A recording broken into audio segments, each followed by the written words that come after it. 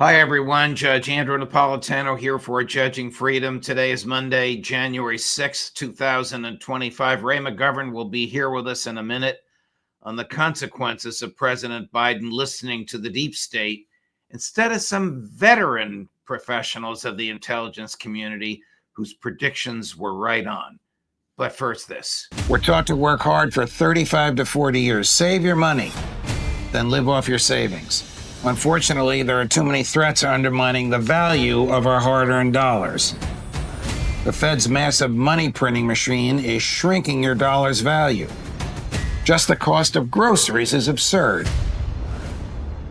Let me be brutally honest. I think the dollar is on its way to being extinct, not just here, but globally. The BRICS nations, led by Russia and China, threaten to remove the dollar as the world's reserve currency. Central banks have been shifting away from the dollar and into gold. And if we go to central bank digital currency, that will not only destroy the dollar, but we will lose our freedom. We will lose our privacy.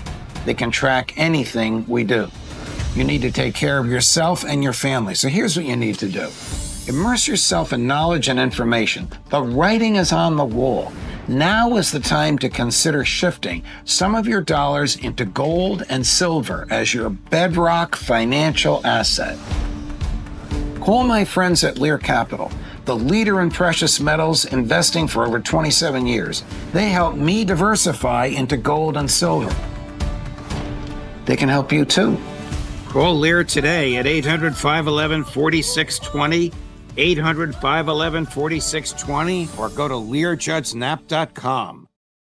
Ray McGovern, welcome here, my dear friend. You know, we often use this phrase, the deep state, but how deep is it? How deep into the government's fabric and the bowels of the government does the deep state reach? Could even a Donald Trump or a Tulsi Gabbard or a Kash Patel unearth it? Well, those folks that you just mentioned have the only prospect of unearthing it. If it's 10 meters deep, it's about 9 meters deep with corruption. There are people that know what the score is, and they have been suppressed, not able to get their message up to the president and his chief advisors, Blinken and Sullivan.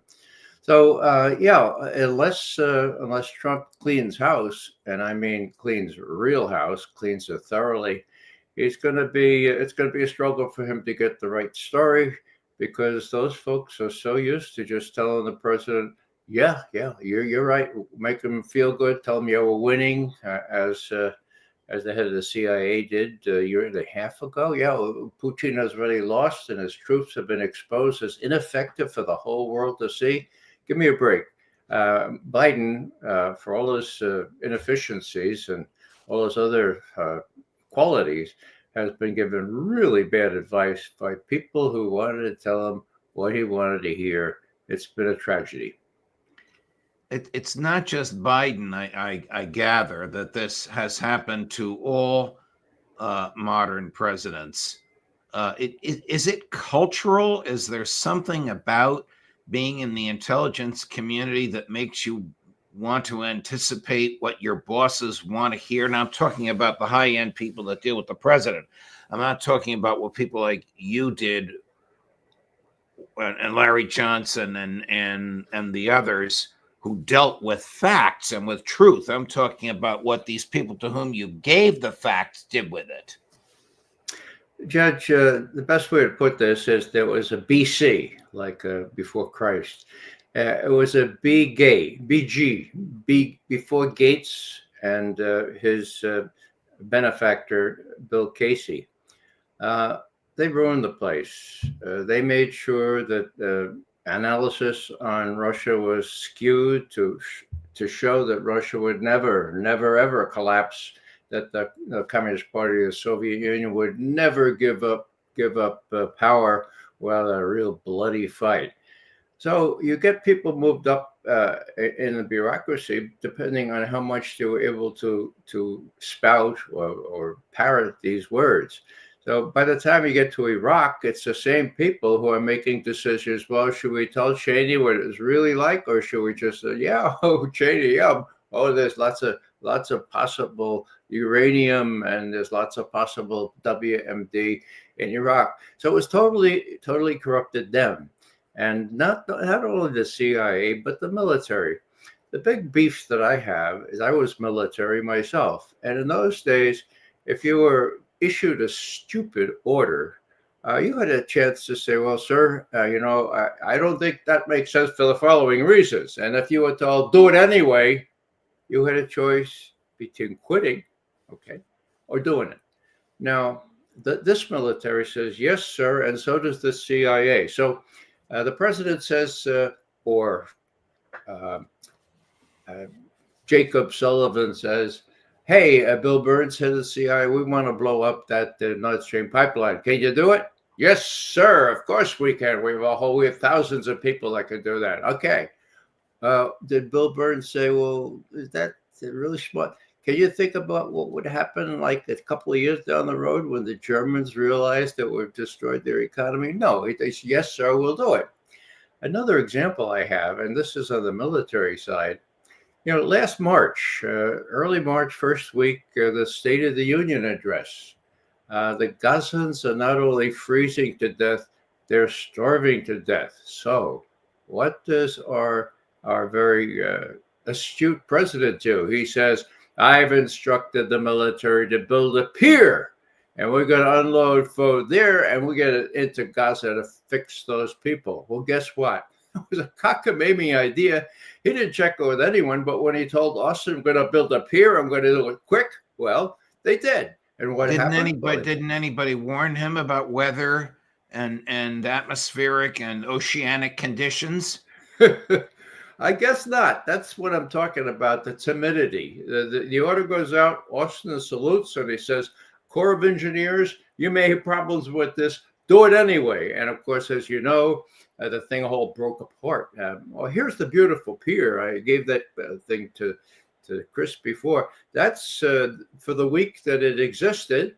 And I think we have an after picture of that as well, when it just broke up because of the tides and because of all the other, it just looks a shambles. They had to tow what was left to Israel. Oh, there it is. Can you see the pieces floating in the water there? So right. Let's get back to attitude and culture. Does the deep state share? I'm sure the answer to this is yes, but correct me if my surety is misplaced. Does the deep state share the view that Russia is evil and the United States should always be triumphal and tell the rest of the world how to live? Well, it has so far. Now, the question is whether Trump will have learned by the mistakes of what's happened over the last 4 years and earlier when he was pressured into doing things he really had no reason to do, like leaving the Intermediate Nuclear Forces Treaty, which was in effect for 32 years and ensured the destruction under appropriate inspection by people like Scott Ritter. So the whole class of intermediate and smaller range nuclear missiles was destroyed, like it was in place, it was destroyed, and the nuclear weapons together with it. So why was he pressured into that? I don't know, but it's a really cockamamie idea. And I think that Trump may have learned things. Now, what makes me think that? Well, he seems a little freer to criticize what's going on. What about those longer range missile strikes into Russia? Well, he said they're foolish. What are they trying to do? What is the objective of all this? I never would have gone. It never would have happened. So Trump is free to say, this isn't my war. This is crazy. We should not have done this, especially firing long-range missiles into Russia. We're going to deal on this. And as you know, I'm an outlier on this, but I think Trump is realistic enough to realize that he's at a real deficit going in there because the Russians have already won on the ground in Ukraine. But there is flexibility, I think, on both sides. If there's a will, there's a way. And I think both sides want to end the slaughter in Ukraine. and that probably will be possible if you give it a year to have these negotiations and talks. After all, no American president has talked to a Russian president for over two General and a half years. Kellogg, General Keith Kellogg, retired lieutenant general who worked for the Trump White House the first time around, and now the president-elect has indicated that he will engage General Kellogg to be his envoy. I'm not sure that this is even an official government position, but his envoy to the Ukraine-Russian conflict, has said, if President Putin doesn't speak to President Trump about this, we may just ramp up. He is reported to have said this. I didn't hear him say it. We may just ramp up the military aid to Ukraine. Isn't this insane? Isn't this Blinken on steroids? It's insane in the substance of it, but it's completely to be expected at this point, Judge. You state your maximal demands. The Russians have said in their treaty proposal, all those nations that were joined to NATO after 1990 should get out of NATO. Now, do they expect that to happen? Of course not. So what we're seeing here from Kellogg, who's a functionary, he's going to take his orders from Trump, not Jake Sullivan, okay? Not Tony Blinken. And so it all depends on Trump. And the real factor here is you have to realize that Trump is unpredictable, but he's smart enough to know that he's got a very weak hand on Ukraine. He's got other fish to fry. He's a dealer, and I think he has the room to deal with it. A year ago, you and some of your colleagues, some of whom are regulars on this program, who are veteran intelligence professionals, warned President Biden not to accept the nonsense that Putin has lost, and reminded him that his predecessor and mentor, President Obama, saw the futility in sending military aid to Ukraine. Did he ever reply to you? You know, we don't get much in the way of reaction. We know that often we get some comments indicating some important people have read our material, but these people don't need anybody. I mean, they know it all. They are geniuses. Talk about Jacob Jeremiah Sullivan. Okay, well, he's a genius. Just 5 days before the attack by Hamas on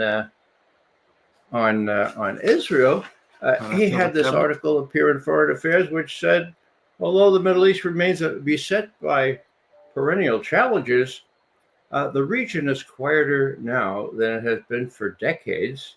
We have de-escalated crises in Gaza 5 days before the big crisis started. So these people think they know what the score is. They don't. And they're not entitled to think they know just because they went to fancy schools and had a silver spoon in their mouths when they were born. So if Donald Trump asks for a picture of downtown Tehran and then says, where does the Ayatollah live and where does he work? And I see a bridge and a road between, destroy the bridge. Wouldn't the right response by the Secretary of Defense or to whomever he gave that order be, Mr. President, you have to consider the natural and probable consequences of that. There's also a bridge that goes from Manhattan to New Jersey, and there may be some people offended by destroying this bridge in Tehran who'd want to attack that bridge. Or would the natural response be, yes, sir, when do you want it done? The latter is what Biden was accustomed to. Whether people will have the guts to speak cold turkey to Trump remains to be seen. Depends on who he appoints. Now, if he has Tulsi Gabbard in there, if he has Kash Patel, they know where the bodies are buried and they know about the mistakes of the past. So there's an even chance that they will tell the president what they really think, whether the president will be guided by them or by what he sees as political realities with respect to Ukraine or with respect to Iran, especially. You know, he needs to be told, Mr. President, Iran is no threat to the United States of America or to our allies. It wants to fix its own country. It's got 90 million people. It is not working on a nuclear weapon. It's only a perceived threat to Israel. So you want to bomb the hell out of it, you're doing it for Israel. Just so you know, Mr. President, just so you know. When President Carter appointed Admiral Stansfield Turner to run the CIA, did Admiral Turner have the charge of tamping it down, dialing it back, stopping these coups and private and secret wars? It was bloated after Vietnam, and Jimmy Carter wanted his classmate, Admiral Stansfield Turner, who then was Admiral head of the Sixth Fleet in the Mediterranean. I had a chance to ask Admiral Turner in a green room many years ago, how was it? How did you get picked for being head of the whole intelligence community and making it work to the point where if the FBI didn't share information with you, you will get down to the White House and say, sorry, J. Edgar Hoover is hiding information from me, Mr. President. You need to know that because that's Helms you saw right there. So what I'm saying here that Stan said, look, Ray, this is a lesson in life. I was commander of the Sixth Fleet. I didn't need a new job, but I heard that President Carter was going to give me a call. So you have about 10 minutes before that happens to figure out how to make it better.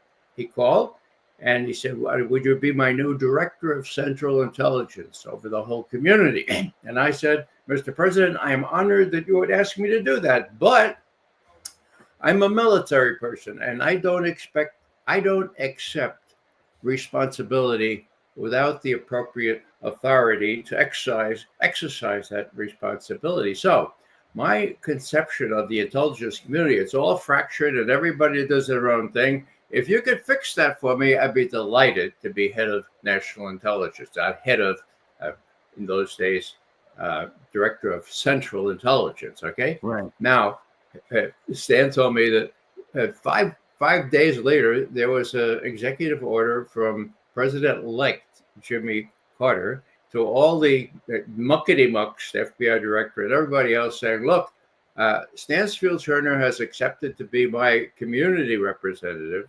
There he is in his older years. He's gonna rein the committee in, and if I find out that anybody is not cooperating fully with my director of Central Intelligence, I've told him to tell me immediately, okay? Now, he said, Ray, that's how you make it better. And I was able to, well, there were times where J. Edgar Hoover didn't tell me everything, but by and large, I was able to harness them because I wasn't part of the team, okay? I was an admiral. I didn't have to get promoted again or sleaze around Congress, okay, or the defense industries. So that's the way you make it better, Ray. And to the degree you recognize that worked, I'm delighted because a lot of people didn't like what I did, especially getting rid of all the supernumeraries that had been recruited to serve in Vietnam. Well, now you have John Ratcliffe, the former congressman, the former director of national intelligence, nominated to be the head of CIA. He's probably not going to reform anything. He's probably the delight to the deep state, bringing us back to where we started this conversation.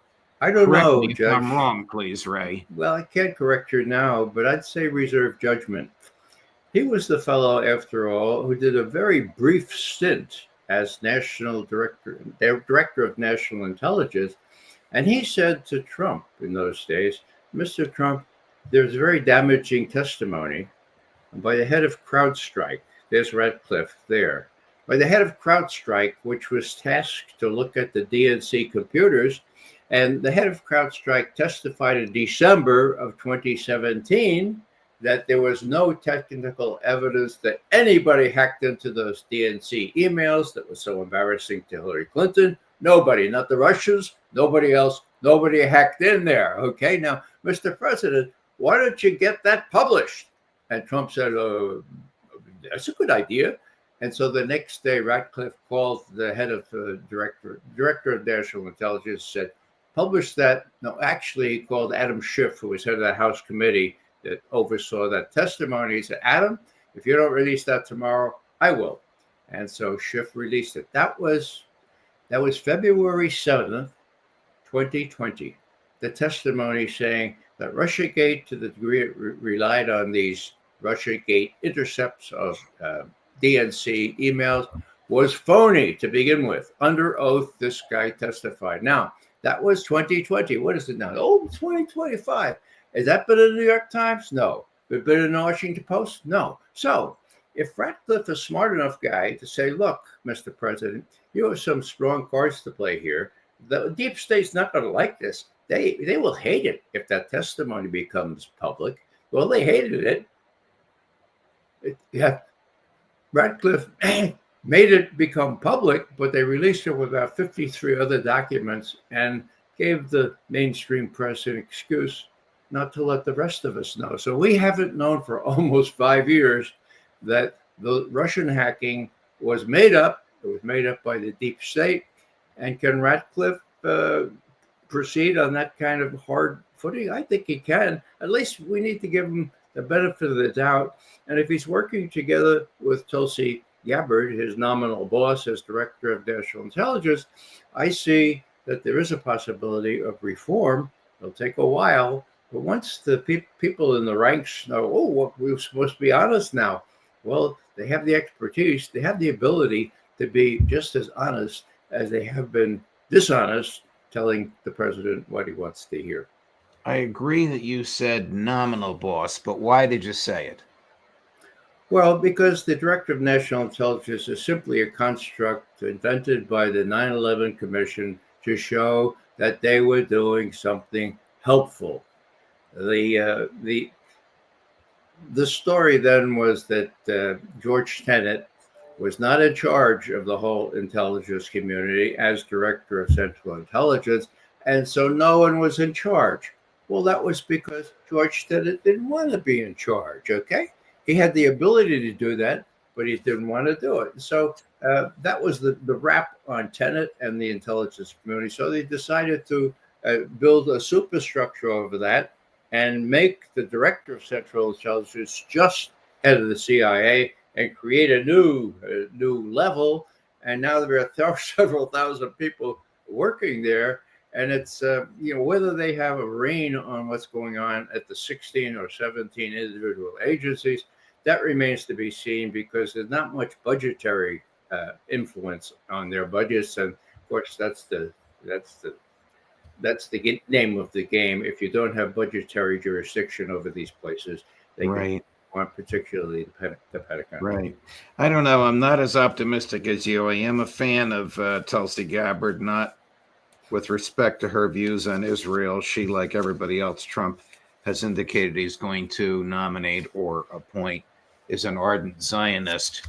But with respect to the role of intelligence in American society, particularly vis-a-vis the Constitution, she's very much in our camp. We'll see what happens.